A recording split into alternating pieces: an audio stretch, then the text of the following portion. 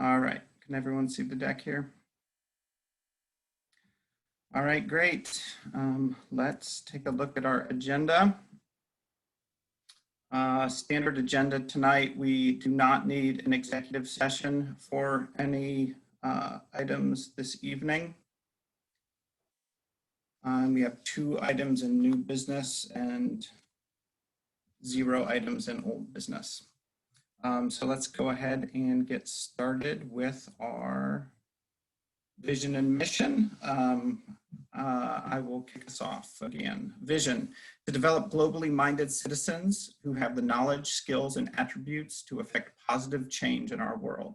Can I get someone to take the mission, please? I got it. The Globe Academy fosters global learning opportunities through balanced education for children of all backgrounds, with a focus on dual language immersion, experiential learning model, and a constructivist approach. Globe inspires students to be a high-performing, lifelong learners equipped to make a positive impact in the world. Thank you. I need someone to do the preamble here to the core values.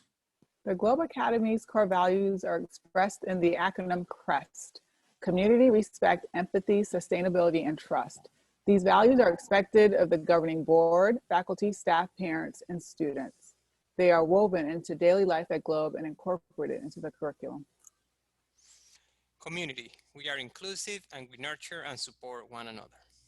Respect: we treat ourselves and others with kindness and dignity.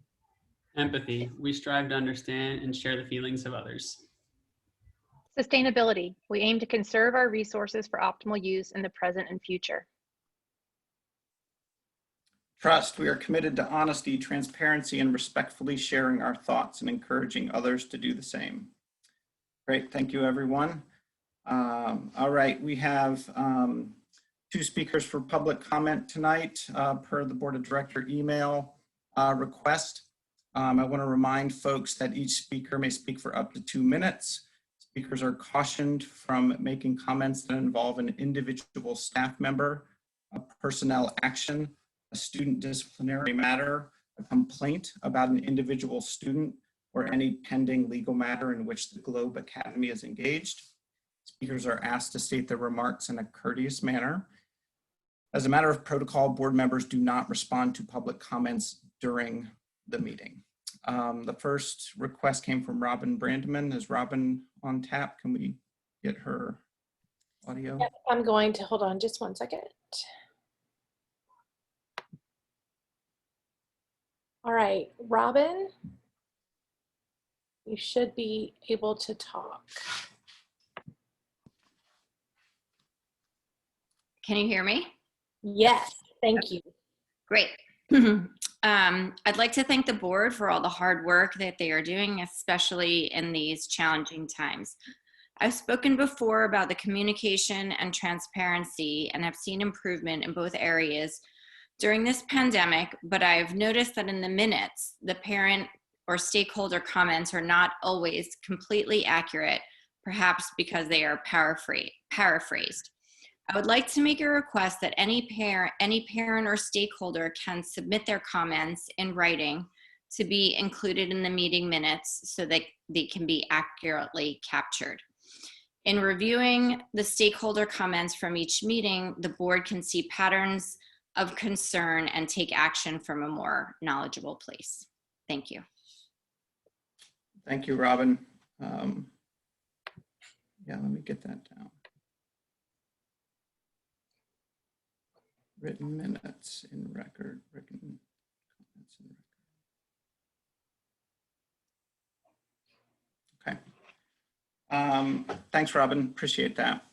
We also had Amberly Toole sign up to speak. So if we could bring Amberly on, please. Sure. All right, Amberly, I think you're good to go. Yes, I just unmuted. Okay, great. Yes, gotcha. Good evening, everyone. I just signed up again to make a public comment, and it's really to reiterate the same questions that I've been asking since September, which is a bit disappointing that approximately 5 months later, I'm no closer to any answers outside of the ones on my own research. And it's very hard to receive, much of anything in writing from the school as a whole. But again, I'll ask these questions. Why do we not support IEPs in students' target languages? Why does Globe not offer tutoring to help students with their academics? What is the process for going from teacher assistant to lead classroom teacher at Globe?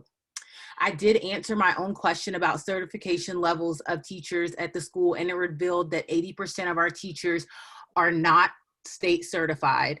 With this being the case, how is Globe ensuring that our teachers are properly trained and are able to provide a high standard of instruction and content knowledge?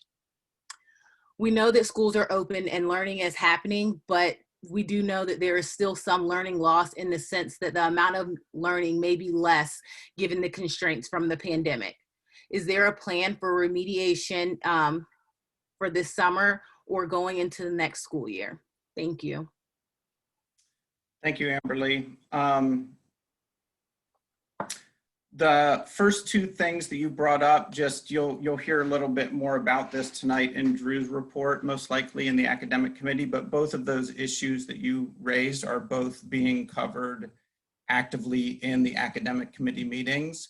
So I would encourage you to join. Those are public meetings. There's minutes out there that describe exactly what the subcommittees are doing to address those issues. So I'd encourage you to look at those. And if you can attend the meetings, if not, then, again, that's public record and all of that information is out there for those. I know that you had requested also to meet with me, and so we definitely need to get that on the calendar. And then I do just want to ask a question, just because you said that no one has responded to you in 5 months or has answered your questions, but you've met with the faculty since you raised these issues? Is that right or not? Hold on, Ryan, she can't talk. Hold on. Okay, now she should be able to talk. Hi, thank you. I have met with the faculty revolving issues specific to my child, but not Okay. Where I could receive answers to these questions. Okay. Yeah, because I remember we discussed some of those, and I know it's been several months since you and I connected. Yeah, let's get on the calendar for next week. And I can talk to you about a lot of that stuff, and so can Christy, and then we can make that stuff available to folks, because it's pretty straightforward as far as, certifications, what we're required to do. We meet our requirements, and we can outline some of that for you. All right, thank you. I appreciate your time, Amberly. I know you've been coming and pushing us and asking good questions. And like I said, some of that work is definitely being done right now, so I appreciate that. All right, let's go ahead and move on. Let's see. Okay, so let's go on to the consent agenda. Any feedback on any amendment to today's agenda, proposal or amendment to the minutes? We need to scan to look for people. All right, hearing none, the consent agenda is approved. All right, great. All right, I did not, Christy, see a placeholder for PTCC when I was reviewing this. Did I mess up by not adding that slide in there and so it didn't get in, or is there not an update today? I saw the report in the packet and I read that. I'm not sure. Okay, I might have messed up. Is anyone, I'm going to give a chance right now, even though it's not in the slide. Does PTCC have any update that they wanted to share? Laura just said they just did the report. Okay, and the board members read all of that. So, and it didn't look like anything significantly different from last month, so I can understand if there wasn't. All right, thanks, Laura, appreciate it. Yep. All right, let's move on to the executive director report. Go ahead, Christy. Great, thank you so much. So we are starting this report out with just a reminder of our reopening framework and from which we have come. Still stand behind the science and the data and how important that is when we reopen, but also know that that's not the only thing that we should be looking at as we move forward, but also looking at student well-being in the community context of what is happening around us. And just to give everybody kind of a little snippet on with our reopening, what's happening, we have updated our Globes playbook. It is now on our website, so it is there and updated and ready for parents and community and board and everybody to take a look at. Just to give you a little bit of timeline on where we are, we have now completed 3 of our parent meetings regarding our hybrid model. Our last one is tomorrow afternoon. So we will have that, and they have all been recorded and the chat box captured. So we are answering questions and sending that recording out to all parents of that grade level to make sure everyone is able to hear those if they were not able to attend. The parent survey is actually going out tomorrow evening. We need everyone. So I hope all the parents on here and anybody who watches the recording, please hear me. We need everyone to please fill out that survey. When we first sent out the survey in January, at the beginning of January, we said if you did not answer that we would just put you in all hybrid. This time we are asking every single parent to please respond. And the reason for that is we want to make sure everybody understands what they're choosing, and it's just somebody just forgot or, you know, didn't want to fill it out. We want to make sure everybody understands. We have a quick turnaround, but we did that because we wanted to make sure that everyone was able to see the recordings or attend one of the parent meetings before making the decision for what's right for their family and their children. So it will go out tomorrow evening on the 23rd, and the parent survey is due back on February 25th that evening. So that's very, very important. We hope to have all hybrid groupings distributed to parents the week of the 1st.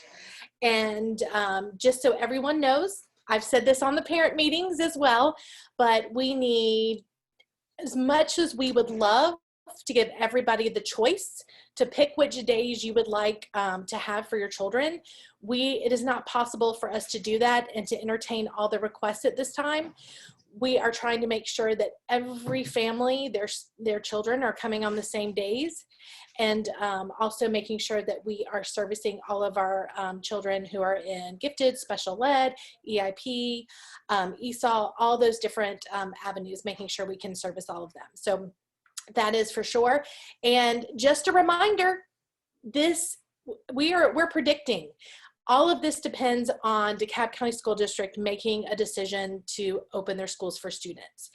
Once DeKalb makes that announcement, please know that you will get a communication from Globe letting you know of the date of return that is right for Globe. But we can't even decide that date until DeKalb makes an announcement. So we're predicting they're looking at the same data we're looking at. We're seeing the numbers going down. We are very, very hopeful. We feel good about it. The reopening committee, you know, is still meeting every Tuesday. And so just know that we keep looking at it, but we cannot move until they move. And just so everyone knows and is on the same page, we did not find out this was absolutely the case. DeKalb finally told us this at the very end of December, right before we left for winter break. So, so that's just where we are, but everything's trucking along.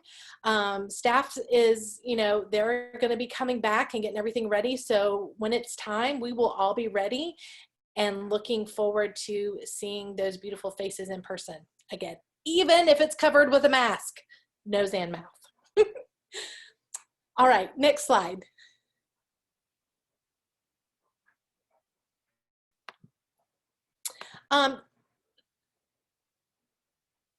Ryan, can you go to the next slide? Yeah, I think I was one behind. Sorry about that. Oh, sorry. No, that's okay. Okay. Just a reminder of our communication flow chart. This can be found on our website, and I know it's been sent out many times. Please know that your teachers will always be the first line of communication to receive answers. And we are working extremely hard to make sure the website is robust and has all the information that you need to find all in one place on our website. Also, all of our weekly newsletters are archived there and are searchable.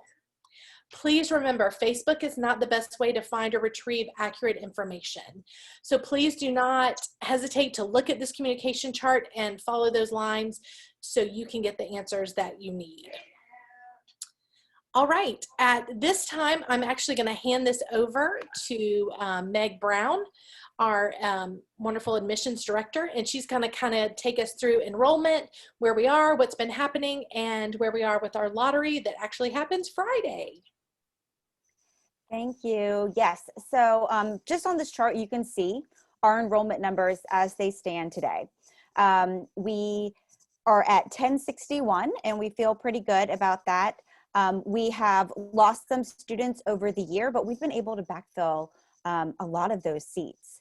So, 1061 is a good number for us to be at, especially all things considered. Ryan, if you want to go to the next slide. There have been questions asked about students who are leaving. What is the population? So we just wanted to, in full transparency, be able to show everyone, since September, we've had 34 students leave. On the left-hand side, you can see at the beginning of the year, these were our demographics from a report that we ran. So you can see the percentages and the categories are labeled. And then for our students who have unenrolled, we've had 34 students. So of those, 63% of them have been white, 24% Black, 3% two or more races, 6% are Asian, and 3% are American Indian or Alaskan Native. So the questions have been asked, so we just wanted to make sure, in full transparency, we're tracking it and we're documenting, and we want to see if there are any gaps or any things that we should be doing. We have the exit surveys as well that go directly to Christy, and she is able to help document and track where our students are. All right, next slide. All right, but admissions is still going on. Like I said, we've lost 34 students, but we've been able to backfill a good number of those seats. So we've had continued enrollment. We have enrolled students up through January. We even had some students enroll in February off of our post-lottery application. But what does that mean? It's been such a weird year. So we've had to reinvent the wheel. We've still done tours. So it's looked really different, but it's been fun to have these virtual tours. We had over 340 registered individuals for lower campus tours this season, and over 60 registered guests for upper campus. So I feel like our reach has still been good. We haven't been able to bring people in the building, but between our virtual tours and leadership team and amazing parent ambassadors and our students ambassadors, we've been able to really show the community what Globe is all about. So I feel good about that, and hopefully people get a good sense of who Globe is. We've had a huge community outpour to be a part of the admissions process. So like I said, we had parent and student ambassadors. In a second, Ryan, I don't know if you're able to play the screen, but we had parents go above and beyond to record their students greeting families to our school. In a normal year, we have these great ambassadors, these kids that it's a leadership role where they get to open the door and give them the folder and, welcome families. And it's something they look forward to. So we did that. We had parents go above and beyond. They recorded the kids. We had PTCC volunteers, lots of parents who came and were panelists on our tours. So I want to make sure that people understand that, like, we have such a great community, and I hope that community has been felt. We have a 360 VR tour. Anthony Fox, a Globe parent, did that. And we also have flyers that we've given out to preschools and translated flyers where we've had all these parents volunteering to translate. And it's been great because we've had Chinese, Spanish, Amharic, so that we can reach a wider population to make sure that families know what Globe includes. So, I'm just really proud of our community coming together and being a part of making sure everybody knows who Globe is. I just wanted to share this video because it's so cute. So these are our third graders that we presented. One of our board committee members, Lee Long, helped with this video as well. All right, here we go. Okay, go for it.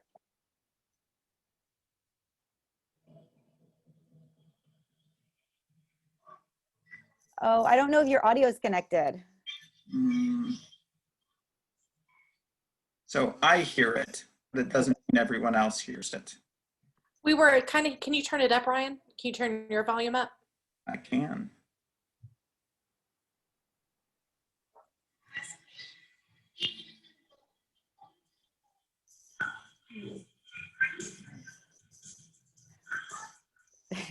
Yeah, we can't really hear it.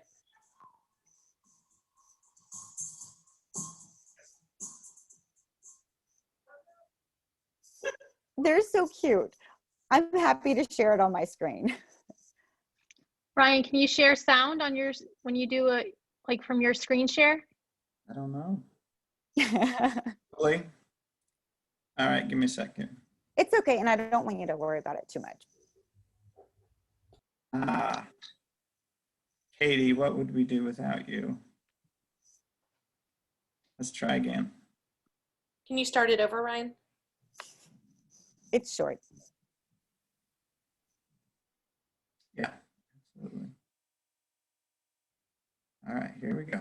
I'm going to turn it down just because I don't blow you guys out here. Bonjour, hello. My name is Quinn. I'm in the 3rd grade on the French track.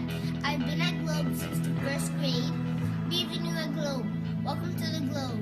Hello, my name is Pina and I'm in 3rd grade French. I have been at Globe since kindergarten. Bienvenue à Globe!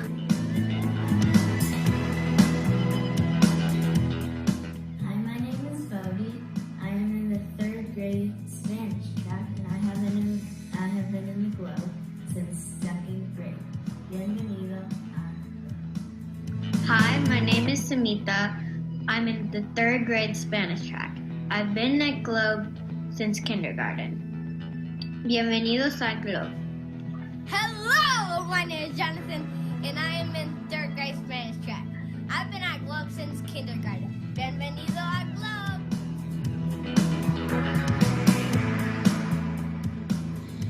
你好，我的名字是高美丽，我在3年级。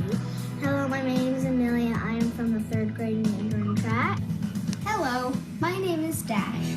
I'm in the 3rd grade on the French class. I've been at Globe since kindergarten.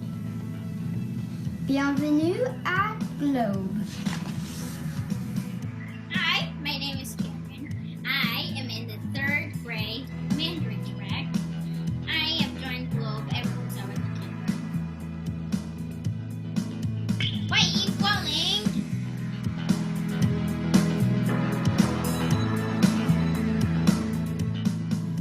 Hello, my name is Caroline. I'm in the 3rd grade on the Spanish track.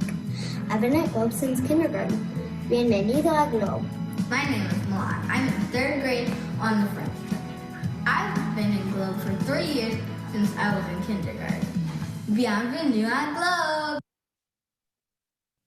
I mean, they're so cute. I feel like we have to share. But it was just good because, you know, our kids were excited. They got to be leaders, and we really wanted to make sure that everybody coming to see Globe in these virtual tours didn't just see, you know, our leadership up there talking, but they were able to see the diversity in our community, our faculty. So our teachers have been amazing. They provided all these video clips and allowed me to have access to their resources so that while parents couldn't walk through our halls and see our teachers teaching, they could see what they're doing virtually, and it gave them a snapshot of just who we are as a larger community. And like I said, we have these 360 VR tours where people, since they can't come and walk the school, they can come and virtually see all of the classrooms. So if y'all haven't checked it out, you should go on our website because it's under the admissions tab. If you want to go to the next slide. So all of these things to say, you know, this is our lottery enrollment data. The lottery, it closed on Friday. We're running the lottery on this coming Friday. So it closed last Friday. We're running it this coming Friday. You know, we have over 820 applicants. So I know a lot of charter schools, their numbers are significantly down. Ours are down a little bit, but we still have great numbers. So I'm excited about what we have in front of us. We've been doing a lot of virtual open houses with preschools like Scottdale Preschool Learning Center, handing out flyers to Sheltering Arms, and a lot of the places that we've been in contact with that we want to be able to continue to be a part of our community. So we've been doing all those things. And we've stamp tested almost 40 kids. And you can see, you know, we have the number of qualified applicants. Those are shown here. So we have over 820 applicants. As you can see for 4th, 5th, 7th, and 8th, that's something new. We say right now that we have 0 seats available because we're going to run those lotteries for a wait list, and then we'll stamp test those children afterwards if we have seats. So if anybody was wondering about that. But yeah, so I think overall, hopefully all is well, and people have been able to have a sense of who Globe is, and you know, our application numbers have been pretty good. It's great. That video was awesome. All right, Meg covered a lot there, 4 or 5 slides. Questions on anything from the demographic data for the leavers to anything that she covered. You all have access to this, so you can scroll back through if you need to, but questions for Megan? I see Louis asked about the video of the kids. I don't have the kids on the website, but we do have our admissions video on the website. And then we have all of those, the Globe Difference videos are all available on the website. And so throughout all of my tours, at the end, I sent out, you know, admissions brochures, I sent out follow-up questions, and I sent out all those links so that families were able to see them. So all those videos are on the website, not the kids, but I feel like that's a little bit, it needs to be protected. But yeah, and then I see Robin's comment as well. Awesome. Okay. All right. Doing my scan, making sure I'm not missing anyone. Meg, thank you so much. Yeah, it was fun. It was fun to be able to bring people in a different way. We've kind of had to reinvent everything this year. Yep. All right. Thanks, Megan. Thank you all. Right. Hey, Ryan. Yes. Thank you. I don't know if you see my little hand thing. I don't know if I did that right. I did, you probably did it right. Okay. Christy, the data that May gave us with the demographics and who was leaving and that, I recall you doing a presentation a while ago about, you know, the families that were leaving and what your survey results were. Is that the data that you're pulling from to make sure that you have surveys from all of these people and we can marry up kind of why they decided to leave? I think it was some folks that went to their home school or to private schools or wanted face-to-face instruction. Is that the same data? Yeah, that's the report that I did last month, and it goes hand in hand. Yes. Okay.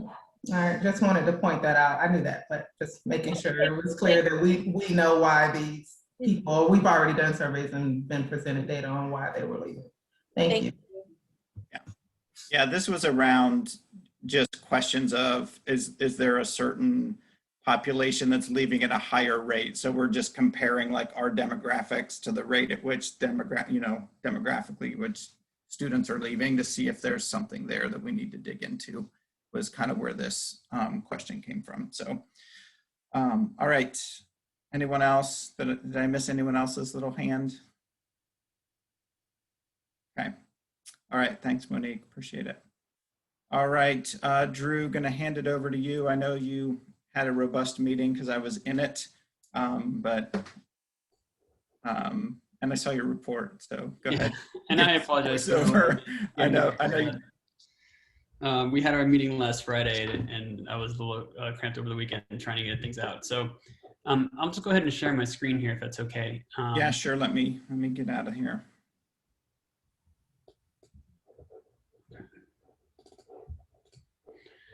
Okay, so for the academic committee meeting report, we have a lot of things going on. Certainly, there's a lot already happening in Christy's report with respect to reopening, and I think that she's answered lots of those questions. So I'll kind of focus on what we had talked about in our academic meeting this last Friday. And over this semester, we've really tried, previously in the academic committee, we've done a lot of work on map testing and data and trying to look about where we are with respect to academic achievement, both within the school and comparison outside. For the January, February, and then for the next couple of months until the remainder of the school year, we're really trying to focus on two core areas that we think that the academic committee can achieve realistically and provide some good insight to help advance the work of the school. And that's supporting students with target language learning as kind of one focal area with an emphasis on children who might be struggling to learn their target language. And then also focusing on Globe's current efforts around race-conscious curricula. So I'll talk about both of those today and then take any questions that we've got. So the first one is the question around target language learning, and the backdrop to this, so that we might, for those of you who might not be familiar with kind of the conversation that's going on this at Globe, is that we, in a traditional public school setting, there are existing avenues and pathways for students who need additional support to receive it. And that usually comes about through, there's a variety of ways, but there's one kind of core way in which that happens is through an IEP process or a 504 process. Which comes, that language and kind of the structure of that comes from federal law, from IDEA, and that kind of structure is in place to support students with additional needs. And the challenge with that in a school like Globe is that those traditional pathways tend to be sort of restricted to the majority English language. And so what we are trying to think about is how we can think outside the box as a school community to provide that same level of support for students who want to improve in their areas of French and Mandarin and Spanish, and who see that as kind of, and as we see as critical to their success at Globe. So that's the challenge before us. We have our academic committee that's talking about that and figuring out ways to think outside the box to address that question. And we've got 3 amazing volunteers and staff members who are diving into that on a really detailed level. So Laura Som, Karen Padron, and Catanella have met multiple times in between our academic committee meetings, and they're kind of meeting weekly as we iron out the details of what proposals might work to support this target language learning for students who need additional support. So we've suggested some new programs and activities. Some of those, they take a variety of different shapes. Some of them are happening in the classroom at that same time, kind of continuous with learning. Some are happening in an after school type setting, and others are happening in an online type setting. These are ideas that are being proposed. Those ideas are still getting fleshed out and are going to be proposed and reviewed by our staff and leadership at Globe. And we're hoping to have a good proposal to kind of share back to the board and to our school community with a goal for having some things in place for anticipation of next year. So that's kind of what we're thinking about here. And so that's kind of our main kind of task right now. It's a very exciting one. It's one that I certainly am really enjoying that we're having these conversations. And I think is, since my time being on the board, I think is one of the best examples of how we've been able to use our time and resources to really advance some of the work at the school. So I'm super grateful to Laura, Karen, and Kat who've taken the lead on that. Also to Sandra, who's done an amazing amount of work around the curricular side of this and the amount of videos and materials that she's put together to support target language learning online and hybrid in the models that we currently are. So Sandra and I have also been talking back and forth about how we continue to do that in our current semester as we are navigating this very strange and unique and different environment. I do want to take this time, as for parents who are listening, for board members who are listening, to look at some of the videos that Sandra has put together if you have not already. They are extraordinarily informative with respect to the work on how parents might support their child with target language acquisition in an online and hybrid context. And there's tons and tons of resources to give and expose your child to at the home environment that can really reinforce and support their learning. And so we kind of see, I've learned a lot about some of those resources as well, being involved in this. And I know many parents have already seen some of these videos too, but just continue to talk about it. And if you're talking to parents, about maybe a child, they're trying to figure out how to support their child with more resources over the summer or more work that they can do kind of during the week and things like that to help support their child's target language learning. There's lots of resources there. So I encourage you to check out those videos and some of the resources that many of our Globe teachers have also provided to our students, because there's a lot there.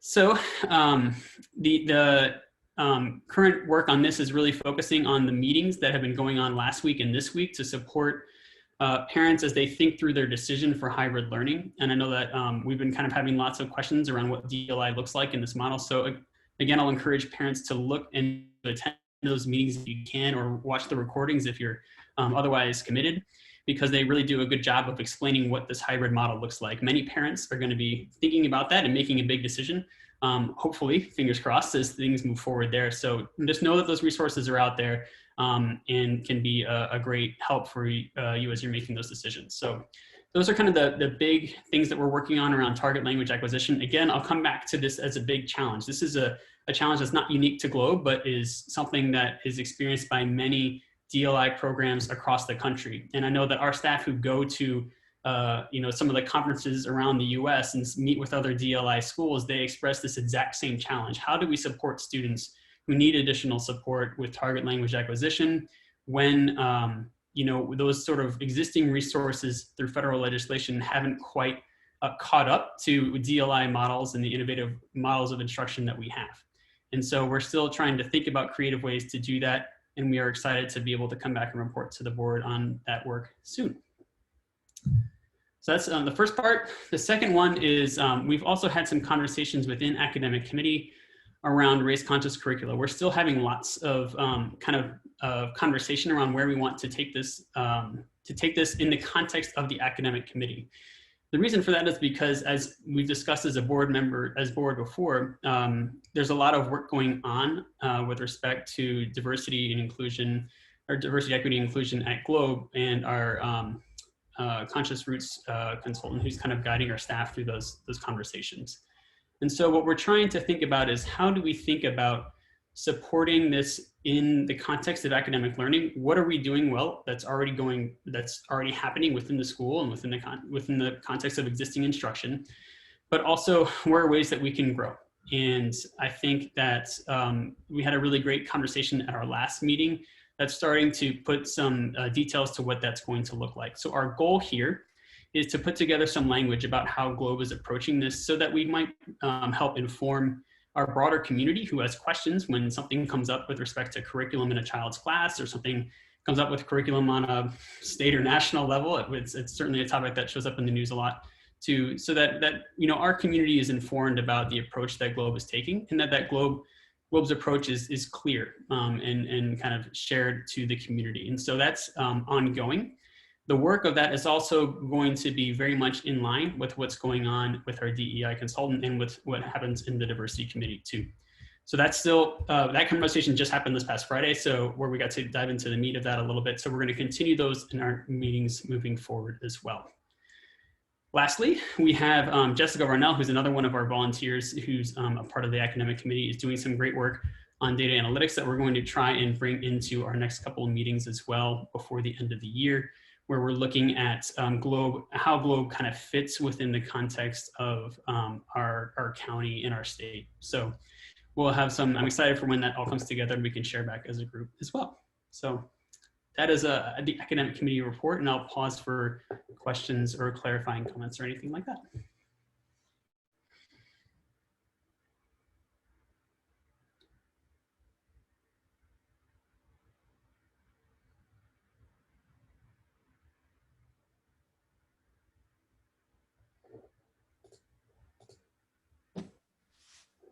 Drew, I think you did a great job of capturing all of our discussions. Thank you for sharing that, because a lot of, especially the first couple of ones, we've been in talks about those for several months now. So it's really good to start to share that information out. Thank you, Christy. I appreciate it. Yeah, and looking forward to being able to report back on the work of these efforts and more out of the academic committee. Great. Thanks, Drew.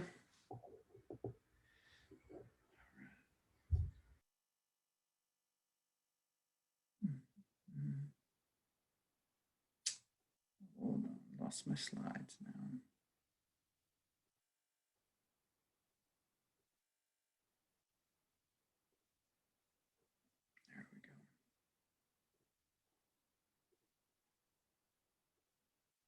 Sorry, I have too many windows open apparently. All right. Monique, did you have a diversity committee meeting this month? Do you have, I didn't see a report.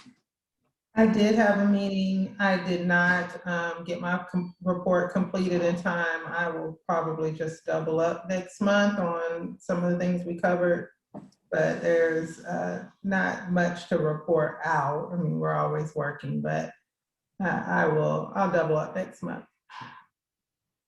Okay. Yeah, it seemed to be a tight month for a lot of us. It must be the shortened month. Yeah. Okay, all right. So continuing kind of the work that you've been doing, then we'll just look for an update next time. Thank you again. Reminder to folks that all of this stuff is out there in public, and all of the minutes are posted post-meeting. All right, I know we have some stuff for finance, so let's go ahead and hear from Luis and Denise. Well, hi everybody. We have our CFO is going to give us an update about grants and loans and credit and everything. So Denise, if you want to take the floor. There's a lot of stuff out there, so I just wanted to kind of summarize where Globe sits one by one. So we had CARES 1, the first round of grants, which DeKalb originally told us we were getting $340,000 and then adjusted that down to $56,000. That's approved. We have not gotten reimbursement yet, but that's all taken care of. Then we had the PPP loan, which we applied for $1.3 million. We got it. We applied for our forgiveness. The bank approved it January 5th, and the SBA has 90 days to confirm their approval. Then we had CARES 2. CARES 2 is the new round of COVID-related funding, which has gone down to the state and has gone down to the counties. DeKalb has not let us know yet what we're going to get. I have followed up with DeKalb. State charters are getting their allocations. APS is getting their allocations. So Christy and I are pushing on that. The estimate was that it should be 4 times more practically than CARES 1, which would put us around $250,000. But this is up to DeKalb. They can use it centrally. So let's just, I don't really have a good estimate for that right now. The fourth one was a new one. The state was given permission to reallocate. It's called a CSP grant, which is grants that brand new charter schools get in order to help them, get their computers, their desks, to build themselves. We got this when we opened the school. We got about $550,000. Well, the feds said, yes, Georgia, you can reallocate those funds that you were not able to distribute because no charter schools opened amongst all your current schools. So I didn't think we'd get much. We got $192,000. So that has been formally approved. It has very specific uses, but believe me, since we lost the CARES 1, we will reallocate to this. So that is in process right now. And the last thing regarding the budget. I don't know how many of you know, but the governor made a midterm budget adjustment, adding back 60% of the cuts that they implemented to the schools this year. I've been pushing back on DeKalb to find out how are we going to get ours, how much are we going to get. Of course, we have to wait and see. I estimate that will be around $250,000 to $300,000. So and there's no word yet on the 2020, the fiscal year 21-22 budget. I think the state's looking good, DeKalb County not so good. So we're still waiting to see where that, in terms of our forward budget. The one point I do want to make, I'm talking about a lot of money coming in. These are grants that must be used for very specific purposes within a very specific amount of time. This does not help us with our budgets going forward, except for the add back on the state budget. If that carries forward, that would be good. So that is the update, and it's good. Any questions? Denise, so is the CSP is restricted in the same ways that it would be if you were a startup school, like all the same things, it's just a reallocation? It's a little more restricted than that. Okay. It's more, it really needs, they asked the feds if they could use it basically for like technology, COVID related stuff for virtual instruction. So. Oh, okay. Yeah, Makes sense. yeah. So when you say that, you know, we have to use the money for its intended or restricted purpose, does that free up money that we had allocated to those same purposes, or are we endeavoring to do things that we didn't think we had in the budget already to, you know, use that money? Well, at this point, with what we've gotten, the CSP and the 56,000, we're still not back to what we thought we were going to get originally, the 340,000. Okay. Once we know what we're getting for CARES 2, my assumption is that we'll indeed cover that gap. So that stuff we had already spent money on, and then hopefully provide money for other stuff we are additionally spending money on related to COVID. Okay. So it doesn't, as of right now, no, it's not freeing up any extra money. Okay. And did we ever hear back, I guess even a thank you from DeKalb about the money we sent back to them, or help them realize that they miscalculated? Just wondering. I'm not sure if they're thankful for us pointing out their mistake, but the finance guy was. He was, and yeah. No, we did not receive a thank you, to answer your question. Just wondering. Excellent. Well, thank you, Denise, and you know, fantastic work finding money for every place we can, not leaving rock unturned.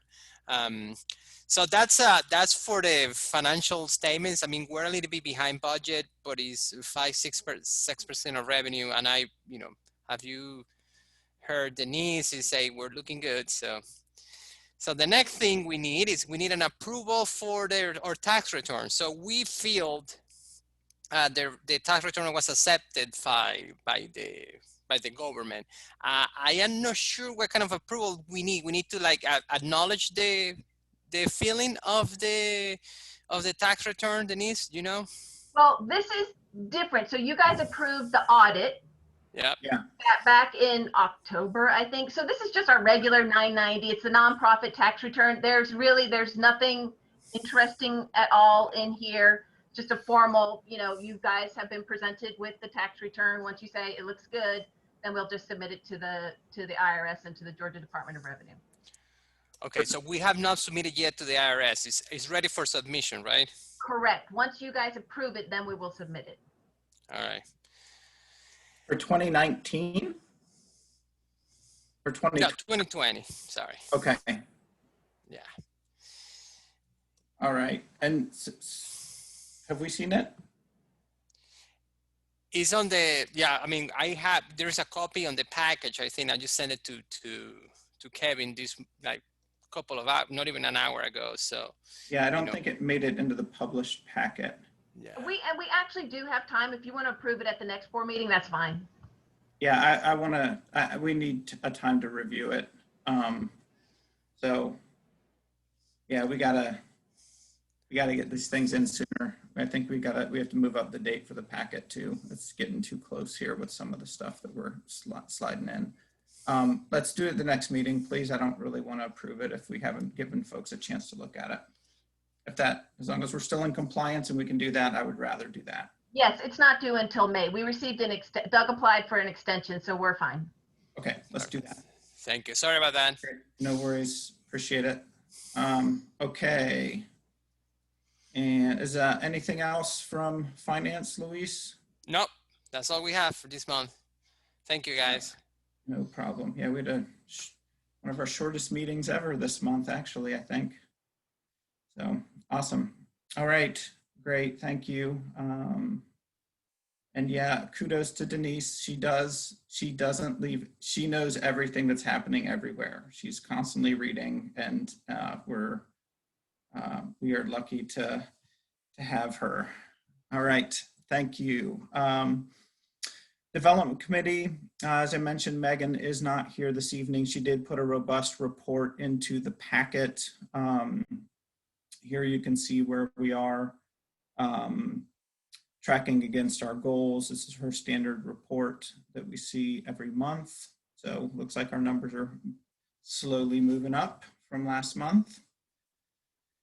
I know that I did not attend this meeting this month, but these were the high-level topics that they discussed: was the sponsorship outreach, general operating support grants, and different things that the committee is working on. The Bloomerang donor base database conversion continues to happen. She's been working on that for several months now. And then donor management efforts. If you'll recall, she kind of showed us how we were trying to segment donors a little bit better, and also show our gratitude and thanks in different ways for different folks who were kind of may have flown under the radar before, folks who were continual givers, no matter the level, and different ways to recognize the folks. And we have so many different folks that contribute in so many different ways that I think she's being really strategic about how that happens. She and her committee are all deeply engaged when they meet. So go ahead and review I know you reviewed the report ahead of time. If you have questions on it though, I'm going to ask you to go ahead and reach out directly to Megan between this meeting and the next, if you have any specific questions on what she wrote, because I cannot answer some of those specific questions. All right. Communications, we're in between right now and do not have an active communications committee chair. Christy and Katris and Lee Long, who is kind of been leading the committee since Jonathan rolled off, have been working pretty heavily on the communications strategic plan. In this past meeting, Lee had kind of presented a draft of what it should look like from an outline perspective of what she's seen in the past of kind of professionally managed organizations, how they think about communications. And between January and February, Katris kind of took the ball from there and really started filling in a lot of the content from the school's perspective on how to manage some of these things. And I think that in the next month or two, we'll get to see some good examples of that, because they've made a lot of progress in a pretty short amount of time. Some of the differences that I've noticed just sitting in on those committees is kind of the attention to detail that Lee and Katris are thinking about as far as the different audiences that we address throughout the year, different stakeholders that we have, whether it's students, teachers, parents, community members, outside donors, and trying to think about the different messages that each of those people should be receiving. And another kind of thing that I was, communications professionals, this is intuitive to them, but to me it was really interesting to hear was kind of the stories that we want to tell, and how do we want people to think about Globe, and what are the vocabulary, the phrases, the things that we need to say on a regular basis that really help folks understand what our culture is like, what our school represents, what our core values are. So there's a lot of good work happening there. Again, I'm going to leave it to the professionals probably next month to get a little bit deeper into some of the work that is happening. But a lot of good things have been going on that committee. All right. Questions on either of those? Scanning. All right. Abba, let's go ahead and talk governance. Your bullets didn't make it in either this month. I saw your report. I saw your slide in the deck in the packet, but it didn't make it in here.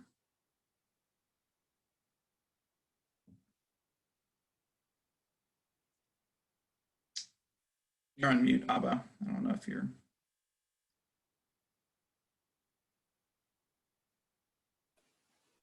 Sorry about that. Okay, so let me pull up. If you want to share screen, you can, or if you just want to refer to your notes and talk to us. Yeah, I'll just refer to what I sent out. Let me just pull them up because I thought they'd be on here. Hold on. I'm using two different computers, so the one with the documents, not the one that's with the calls. I can't share it, but okay, let's see here.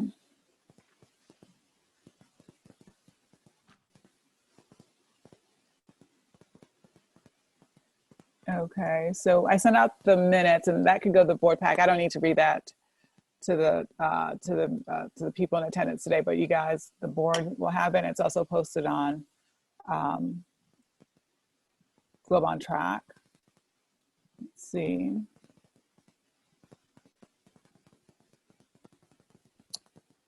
Oh boy. Okay, hold on. All right, then I also sent for submission the bite size that I try to do every month. Just as like a snippet from the board, from the bylaws for the board members, just for them to keep in mind. So this month was, I can't open any of my stuff. I think I can get to that. Give me a Okay. second.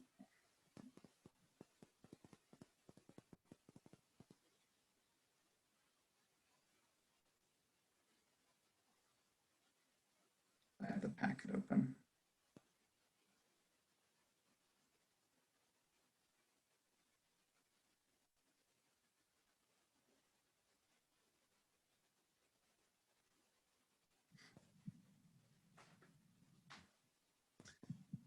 So this was the kind of the bylaws update that we had started doing in January about conflict of interest this month.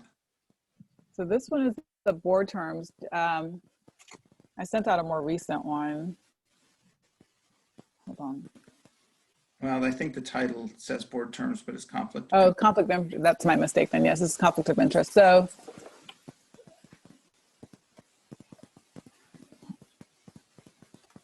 okay, conflict of interest. Directors, which is Article 2, Section 11, conflict of interest. Directors shall comply with the ethics and conflict of interest provisions applicable to the members of the DeKalb County Board of Education under state law. Directors shall not participate in discussions or votes related to any Globe business transactions or affairs which would cause an actual or would give appearance of a conflict of interest. So that's just a reminder to the board that we need to recuse ourselves if there's a conflict of interest on the matter. So for example, if there's a vendor that we'd like to hire for a project, but it's your spouse or family member's company or business, that would be a conflict of interest, and to recuse yourselves. Or so that's generally it. Just keep that in mind. And then the other thing that I sent for the board, I don't know if you guys saw it, was we've been working on a vision statement for the governance committee in terms of how we want to act as a board, how we want to communicate ourselves to our stakeholders. We have limited to 3 options, and we'd like you guys to take a look at that. And if you have any feedback or thoughts on that, to let us know for the committee to consider, because we'd like to narrow it down to 1. The 3, you see the 3 posted up there. Not to bias anyone, but we do have a front runner, which is a diverse and effective board of directors fostering the trust of the Globe community by serving with transparency and integrity. And then the other 3 are, there are variations of that. There are slight variations of that. 1 is a trusted board of directors serving the Globe community with transparency, integrity, and efficiency. The other is the board of directors serving with transparency and integrity, perpetually earning the trust of the Globe community. And then there's a diverse board of directors fostering the trust of the Globe community by serving with transparency, integrity, and efficiency.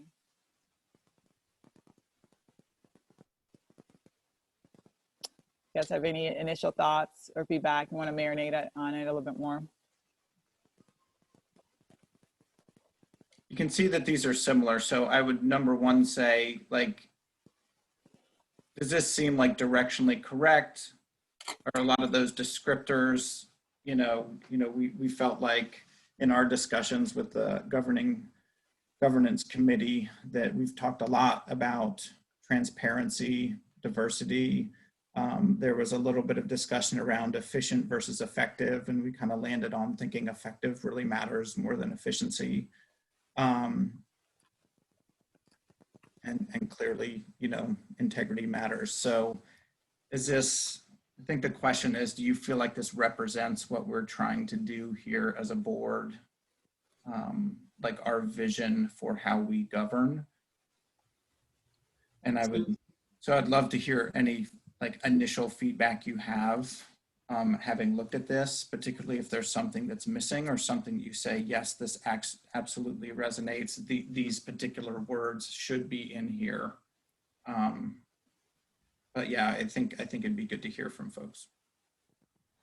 So on first glance, I love the front runner. I think that, it kind of gets at the things that we're looking for. The lens that I try to bring to in conversations like these at a board level is always coming back to our DLI mission. And so I don't know if our DLI mission needs to be brought about in an explicit language in a board vision document, just because I don't know if I have a clear understanding between kind of what this vision how it distinguishes from a mission or a vision for the school.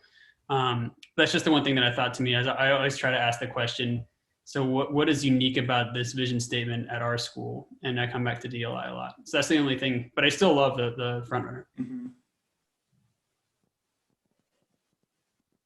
Well, I would say this is specifically not to the school vision broadly. This is directly about how we want to communicate and convey our service on the board to the community and to the parents, how we want them to see us. Like we get the parent commentary at the beginning of the meetings. And I think, one of the things that have been repeated throughout is that they want more transparency from the board. They want more,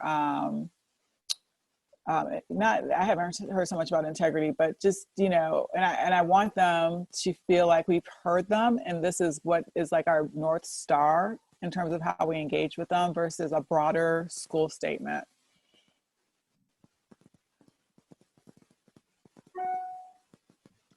Yeah, and we talked about that a little bit, Drew, as well in the past couple of meetings, and kind of landed on, the school's mission is the DLI piece, and we're trying to think not just about that, but just our role as governing responsibility, safety of students, like our broader governance role, which is why that doesn't show up in there. But we did talk about that a little bit. Well, I think I totally understand what you're saying about the whole, it should really be focusing on the method in which we hope, and I like Abba's term, the North Star, like how we would like to govern, what we're kind of striving towards. And kind of, if we're fostering the trust of the community, then of the Globe community, then obviously that would mean that we're espousing to do those things that are in the mission vision of the school. So that is kind of incorporated in there and through with transparency and integrity. Just in true fashion, I'm going to focus in on the word diverse there. I hate to just feel like I'm just always going there, but I guess by adding that, when the conversation around that part of the language, and I see that there was one or a couple of others that did not have the word in there. What was the thought process behind using it? Are we saying that we want to make sure that our board forever remains diverse in gender, in race, in socioeconomic status, in skills? Because I know that as we were talking about forming boards and filling board positions, we wanted, hey, do we have a person with the architect background? Do we have a person with an education background? I know that I'm mindful that we don't have, Black men on our board anymore. What does that look like? And so the question is what is diverse is such a loaded statement, and is it intended to be so? And again, being a North Star and something that we're, really aspiring to get towards, but is that something that we'll forever and always look and check ourselves and make sure that that is something that we're doing actively and intentionally as we're filling positions on our board? So there's a lot there, but what was the thought process? Yeah, no, I mean, my response is absolutely that is exactly why it's there, because, we've talked for the past year or two now about our commitment to DEI. What does that mean? How does it permeate everything we do? And it's not just a committee and a training. And to me, this kind of helps push us to make sure that we're always talking about it And as I'm thinking about board recruiting, me personally, I'm thinking about all of those things, right? I start with the skills that we need for the positions that are vacant or the committees we have coming up. I think about parents versus non-parents, men, women, socioeconomic status, rate, like all of those things to me we should be conscious of it, right? Whether or not we achieve the perfect balance every term, we may not, but we need to be striving for that at all times in my mind. So that's how I think I don't remember the exact conversation, how we got that to be up there in the front and as a part of this, because we do have a couple there that don't have it. Abba, I don't know if you recall. I think when we were trying to come with a front runner, I think we noticed that. I think we pulled it out to make sure that the front runner had touched on the key tenets that were important to us to present. And I also want to say that the concept of diversity, the way that you asked the question, Monique, is not it's not independent or mutually exclusive, one or the other. You can absolutely have a diverse board of different talents. So, you can have an Asian person with engineering, you can have African-American, lawyer like we are. So I think there's not a, they are out there. We just, I think, have to be cognizant and targeted to the pool of candidates that we have, to ensure that it's as diverse as possible, not just the lowest, not to say the lowest hanging fruit, but, sometimes it just takes a little bit more effort to resource for what you're looking for than to just do what's easy and convenient, but they're not one for the other. Oh, absolutely. I hope I didn't imply otherwise. Yeah, but that is certainly the case. We should be able to always recruit whatever needs we have with a mind towards racial diversity, but I just wanted to make sure that it was for racial or socioeconomic or gender diversity. But I just wanted to make sure that that's what we were saying when we said diverse and effective, and just with the mind towards those particular classes and protected classes and the like. Cool. Thank y'all for your hard work. Welcome. So one thing to add on to that, I think, if it's okay, I think that there's also an opportunity for us to really think critically about the linguistic diversity of our board, given our DLI model. And I know that, I think maybe part of that is kind of where I'm coming from on this too, that our board meetings are English exclusive, and that, through our board meetings and through our ways of governance, we have opportunities to challenge the sort of normativity of English in our community. And I think there are ways that we can grow as a board in doing that. I don't know if I necessarily have answers to that. But I think that if we can build that into the ways in which we govern as a board, if we can build that into the way we understand the term diverse, I think that'd be really important as we think about the nature of the mission of our school. Yeah, that's a great point. Like, for example, the bylaws could be translated into the 3 main languages of Globe.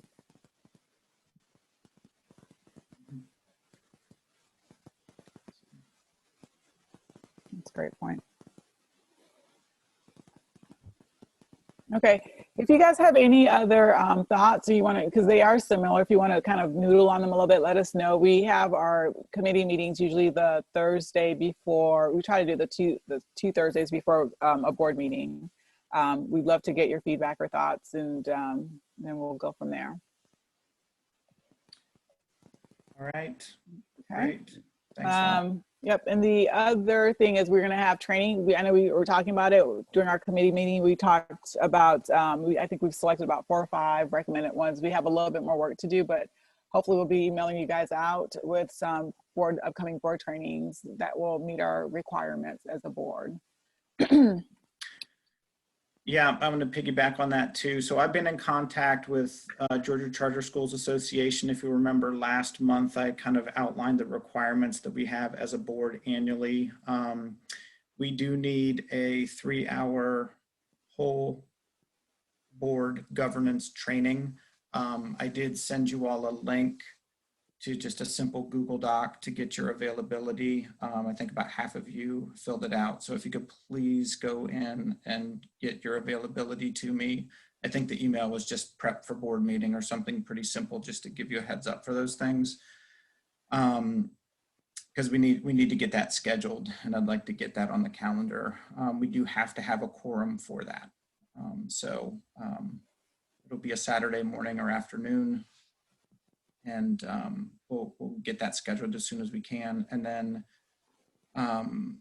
the other, I think we might have mentioned this last time. I don't know if I think we knew this last time, but Board on Track actually affords us the ability to take specific training modules within Board on Track that meet the Georgia requirements and assign tasks to each board member to say, do these 2 finance webinars, it meets this compliance, it aligns with the board goals and meets our requirements for training. So that's the other thing that ABBA and team, mostly Adam Weekly, have been working on. And he's going to go in there and actually start assigning tasks to each of you. So you'll probably see something like 6 different tasks to watch certain trainings between now and the end of June. And we'll talk about that more once it gets in. But we need to get that done before the end of the year. And then our goal next year is to start from Jump Street, so that we're starting in August and doing a little bit at a time instead of trying to do everything at the last couple of months. The guidance was pretty ambiguous at the beginning of the year, and they waived a lot of requirements last year. So that's kind of why we're behind right now. But Abba's done a ton of work, and I've done a decent amount of research as well, as did Karen before she rolled off. So, so look for that. Look for that within your training. Yeah, thanks. Right.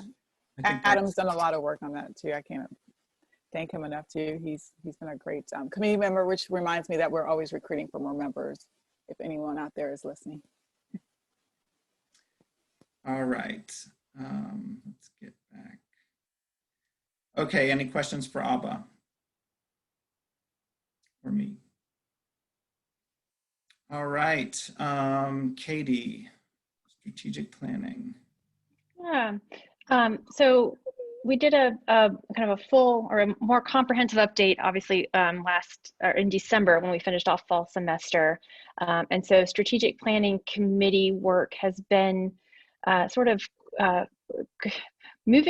continuing to move the ball down the field, but in ways that are unique to the circumstances of this year. So there is still work going on in all of our different areas of the, our 4 different initiatives of the strategic plan. Our work with North Star ended in January. So we knew that our time with them was going to be, we knew as of last spring that we had, just because of budget constraints with things that happened this time last year almost. It was like March of 2020 when we first had some word of some budget constraints coming. They worked with us for as long as they could, and it was actually, we got some good things accomplished in the fall semester, and we had a sort of a closeout meeting with them in January. So now it's the work that's going on with amongst administrators and staff, and obviously the strategic planning. Over the next several months, we're going to be continuing to sort of document progress, update our goals. We want to make sure that we have a really solid launching point for next year.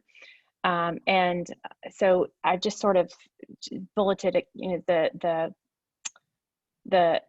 the areas or the types of work that are ongoing. So with core instruction, there's just, there's been so much conversation, a continuous effort to optimize virtual learning to make it appropriate, as successful and as appropriate grade level by grade level for developmental stages, and what virtual teaching excellence is. And then there has also been a lot of conversation and planning about how to accomplish the hybrid learning model in preparation for some face-to-face instruction that we hope is coming soon. There's also still work, staff training, and discussions that are ongoing as related to the DEI initiative of the strategic plan. Organizational development is one that, as we updated in December, that we've sort of paused right now just to prioritize other areas. And then facilities, whereas, last January, we were talking about all these different, the visions we have for upper and lower campus, and, particularly some of the, we talked a lot about what the landscaping of lower campus could look like, and some of the things that we can envision for how to make the school, beautiful and safe and all these kind of things.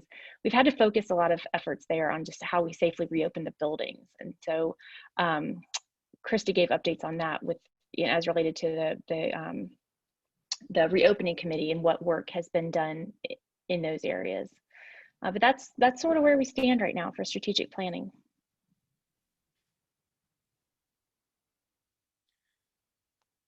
Questions for Katie?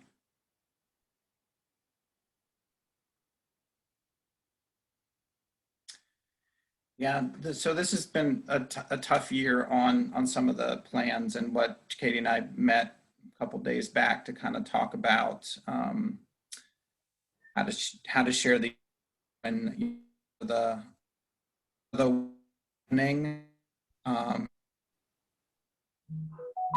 documentation. And so one thing that we discussed is, if you'll remember, Katie is going to roll off in June.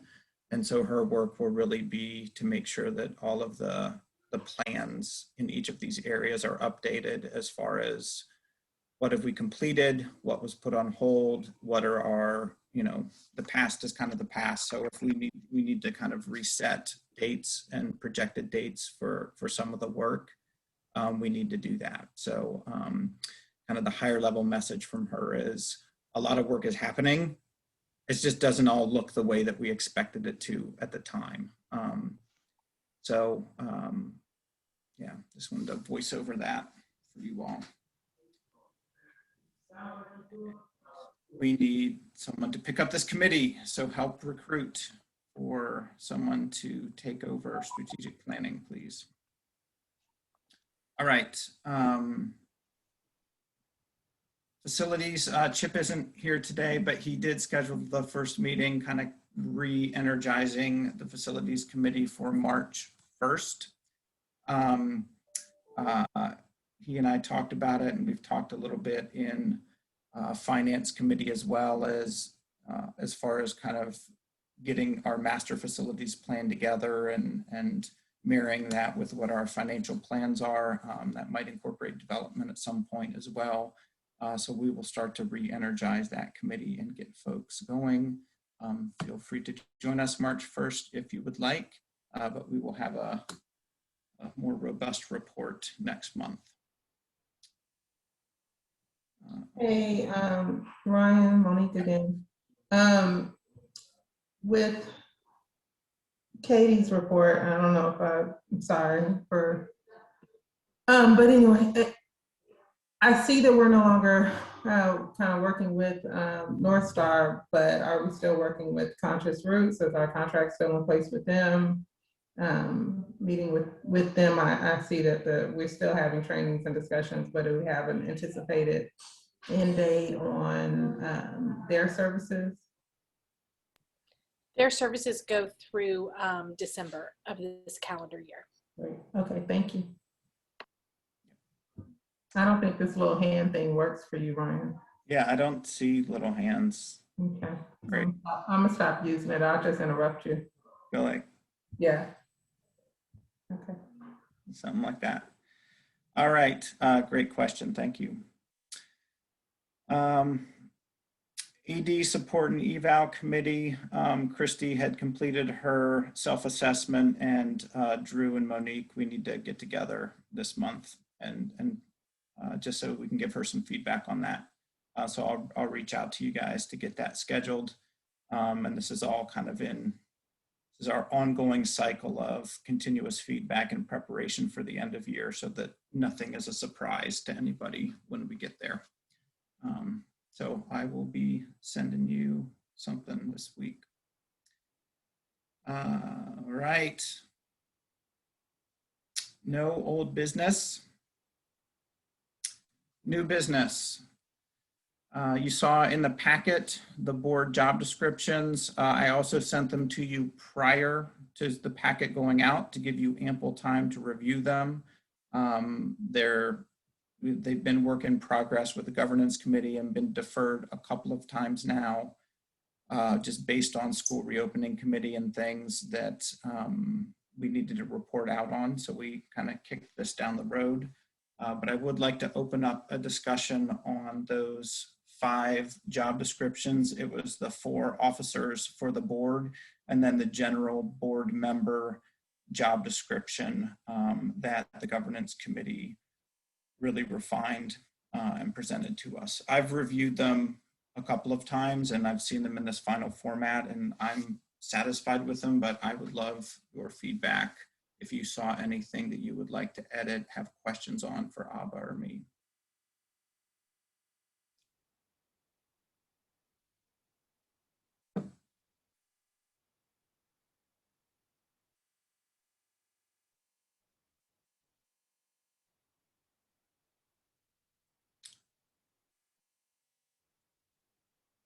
I don't see any hands. I don't see any surprised or shocked faces.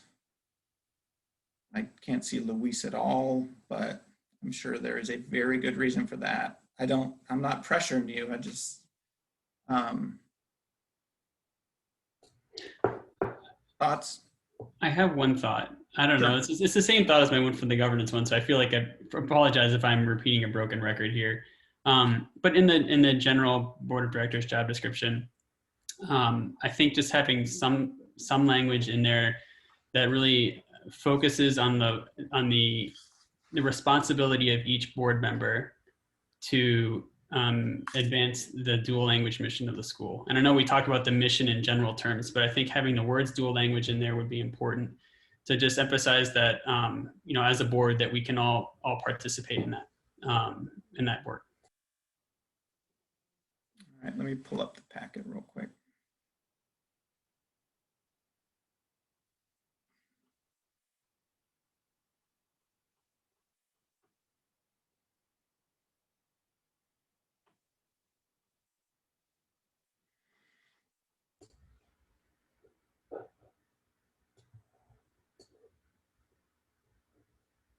And as you're pulling that up, Ryan, I think the way I'm kind of looking at it is to say what makes a Globe board member unique in comparison to other charter schools, other public school systems, and what is our sort of unique responsibility here on the board. And I think that making that clear, especially for our new and incoming board members, by having that kind of explicitly out there also is both an expression of that statement, but also an invitation so that board members can see that ways in which that they can continue to make our dual language model part of the governance work that they do, and that they see in each of our different subcommittees that there is something about language that I think can be incorporated into the work of each of our different committees. And so I think that having that in there would be helpful.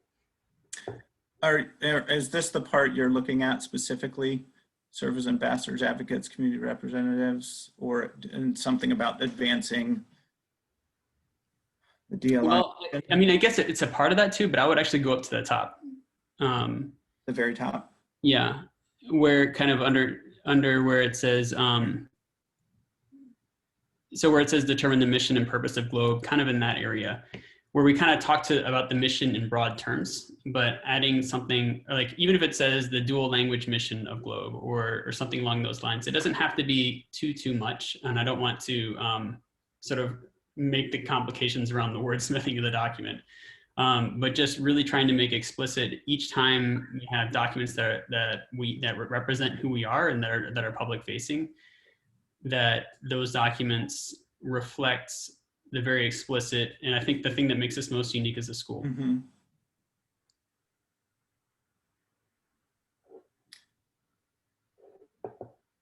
Okay.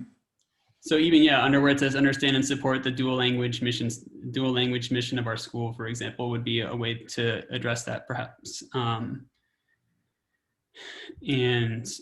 maybe as a bullet point under the first one, just calling attention to the dual language nature of our mission. How about if we said, understand and support the dual language mission of the Globe Academy, and made it that? That works for me.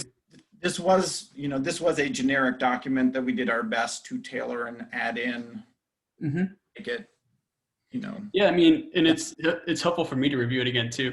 So I think it's great. The overall piece of it's just kind of a minor thing. I guess maybe not entirely minor, but and I don't know if that, you know, we want to specifically refer to CREST in this document either, but that might be another way to kind of call back to our mission in an explicit way, in that, you know, as we announce CREST at the beginning of each of our board member meetings, and always kind of ask that question when we're taking on a new question. I feel like CREST often comes up as, how does this align with that? And so it might be worthwhile to have that explicitly stated somewhere too.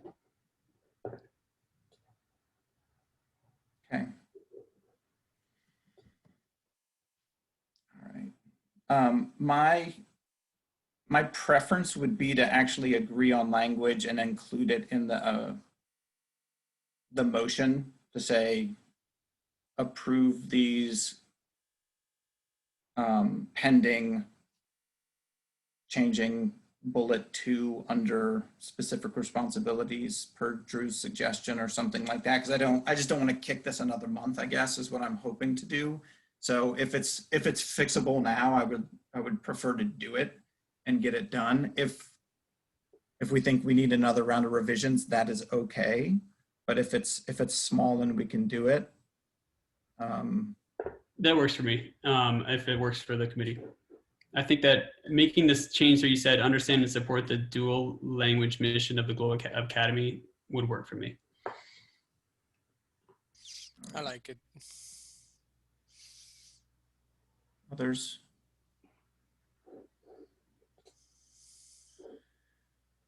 Katie or Monique, any? Yeah, I really agree. I like that. And I do like your conscientiousness about bringing that,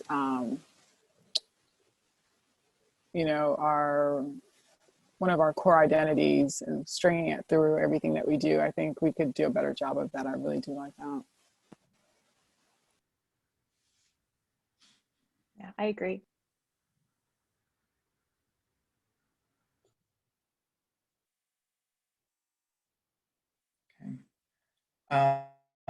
What about incorporating CREST? Is that something that that one I feel like, I'm not sure if we could get to that language, or unless we just say, let's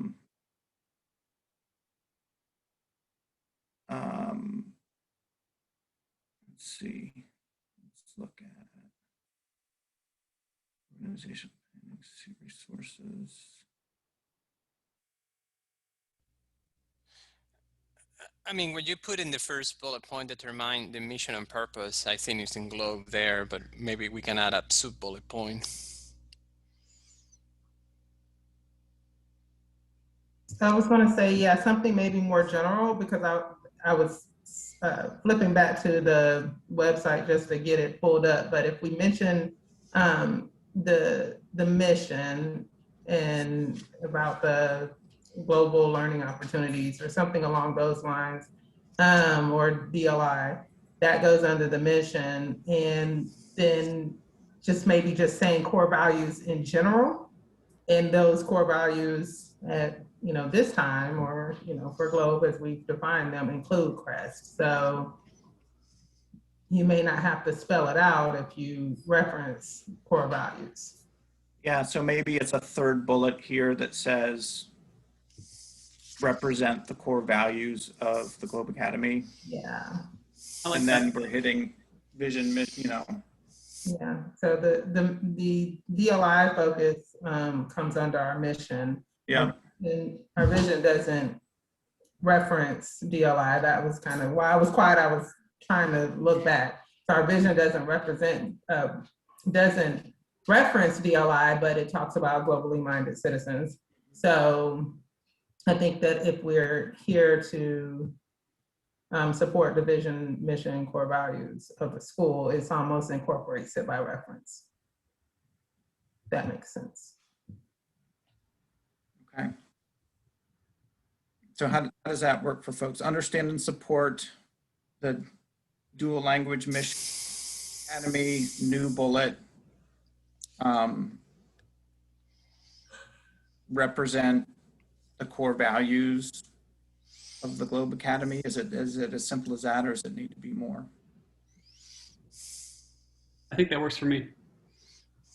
I like that. All right. Any other thoughts on those two? That's good. Anything on the rest of this one or the other ones that folks saw? Thank you, Drew. Appreciate it.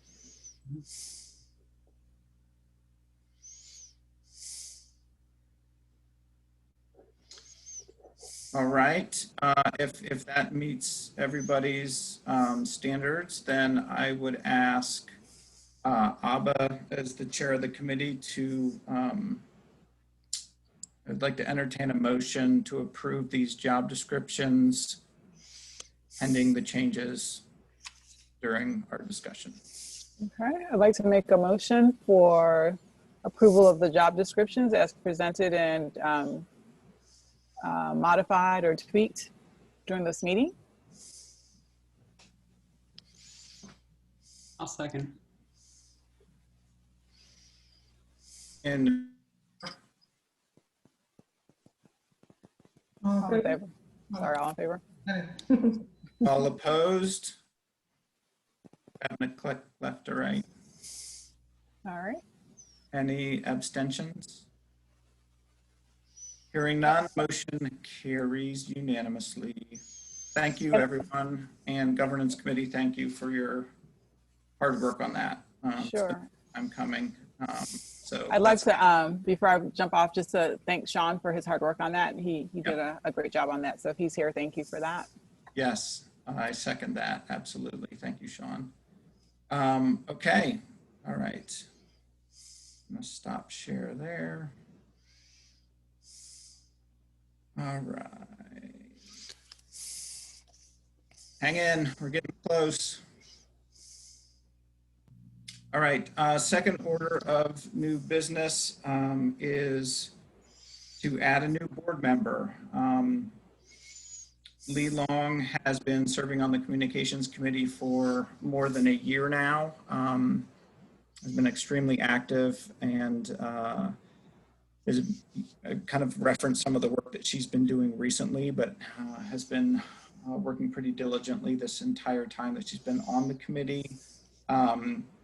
As Jonathan did resign from the board, he did strongly recommend her as a successor for that committee. We did go through our open process of talking to folks who were interested. And Abba and Megan both met with her last week to talk just about her skills, experience, interest, and you all saw some of that feedback. Since Megan couldn't be here tonight, she sent us her written feedback. So I will, her resume also, I sent her resume out. That was supposed to be in the board packet as well, and I did not see it in there. So Kevin, please make sure it is in there when the packet goes public. And I guess I'll just give Abba a chance if she wants to add anything to Katie's feedback. You don't have to, just want to give you an opportunity if you do. Yeah, she did. I feel bad. She did such a wonderful write-up that I just kind of copied and pasted basically. So I enjoyed meeting her, and I thought she was already, really plugged into the committee work, and she had, all the recommendations that's already been said. So nothing more to add. Okay. Ryan, would you like for her to introduce herself? Do we have her on? Yes. I was going to ask you to talk about a little bit next, but yes, she can do that. Okay, I will bring her on, but she's been a great addition to our communication committee, and also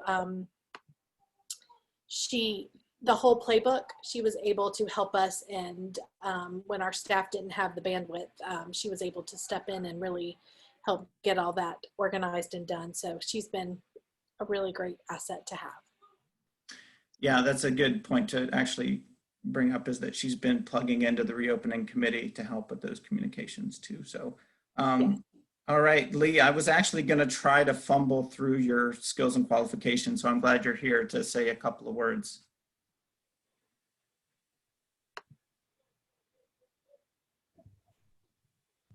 Can you hear me okay?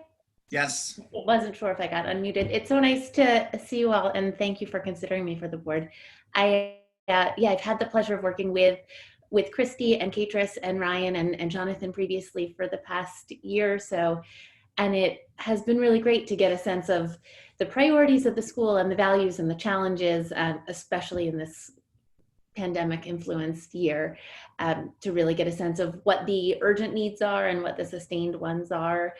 As a bit of background, I work as a consultant in marketing communications across sectors. Currently, I do a lot of B2B work, but I've done a lot of consumer work as well, and served on the board of my college for a while, doing communications work there as well. And so I'm really looking forward to kind of mapping out a plan for these next few years, and hopefully hearing feedback and priorities from you all so we can make sure we get the right things moving. I'm happy to answer any questions or share more details. I'm not sure exactly how much everyone already knows, but happy to share anything that would be useful. In terms of recent things I've been working on, like you said, it's the reopening committee and working on the playbook for the parents and making sure we have the right information out there. Developing a strategic plan going forward. I was able to work with Meg on the admissions videos. So we've had a lot of projects in the works, and I know there's quite a bit to come as well. Thank you, Lee. Any questions for Lee? We've tried to give you all a very thorough picture for those that you have not been able to meet her yet in our constrained environment of Zoom.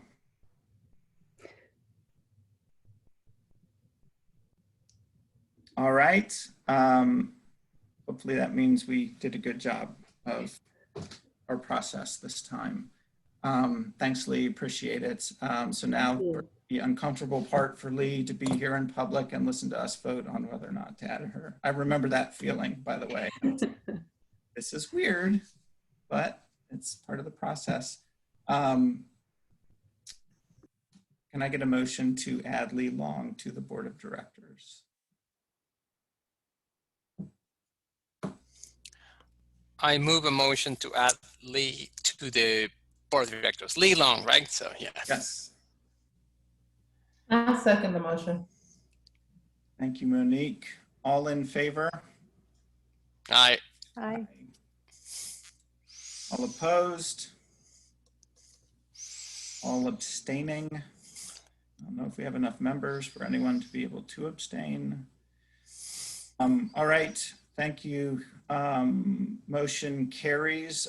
She will be filling Jonathan's terms, Kevin, as you kind of look at that. So she'll assume the term that he was in.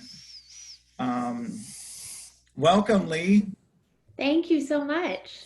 I'm very excited to join you all. Looking forward. I'm sure you heard my version of the communications committee report, and everyone will be very welcoming of your more thorough report next month than what I gave as a pinch hitter. So thank you. You teed it up perfectly. Thank you. Thank you. All right. One more thing that we need to look at is here's the schedule for March. I tried to put all of the committee meetings in there. So if any of those are not accurate, please tell me. I got them from Board on Track. Let's see. I have a conflict on the 29th. So are we able to move this up to the 22nd, or you are welcome? I can let somebody else run the meeting. I'd be happy to. I also have a conflict on the 29th. Okay. Does the 22nd work for everyone by chance? Christy, I see that face. I don't know what that means, but it doesn't look good. All right, Abba's good. Katie, are you okay? Drew's okay. Luis is okay. Monique's okay. Lee, are you good on the 22nd of March? Goodness gracious. Okay, thank you very much. I appreciate it. Sorry, it's just something I couldn't. Does it have to be on Monday? We can do the 30th if necessary. Yeah, that's hard when we start moving around. Then it's actually hard on the community because then just the communication doesn't get out. I feel like it's easier to move it up on Monday and try to over communicate that rather than the 30th, and it just throws committees off and everything. So makes sense. All if right. we're good, then we'll go ahead and move it. We don't need to do any motion or anything. That's just a scheduling thing. So but let's just reflect that, and I will actually move it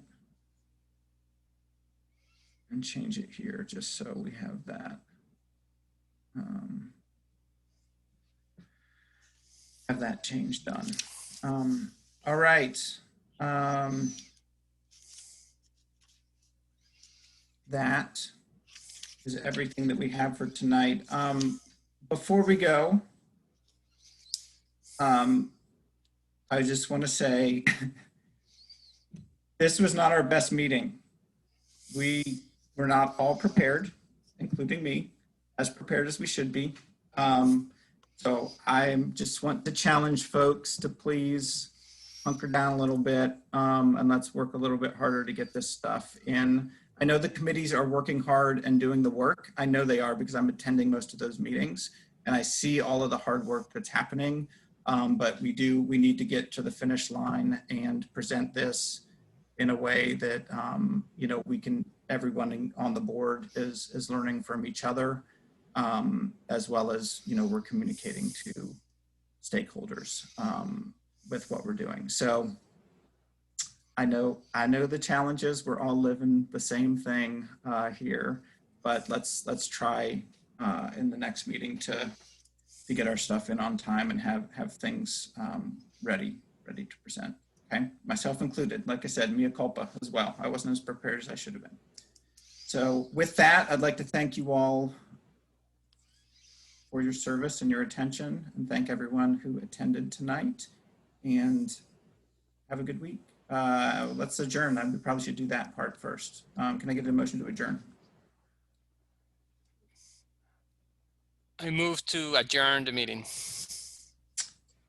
Can I get a second?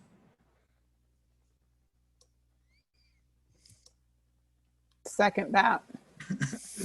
Ava raised her hand. She's like, that's the shortcut for it. I will do it.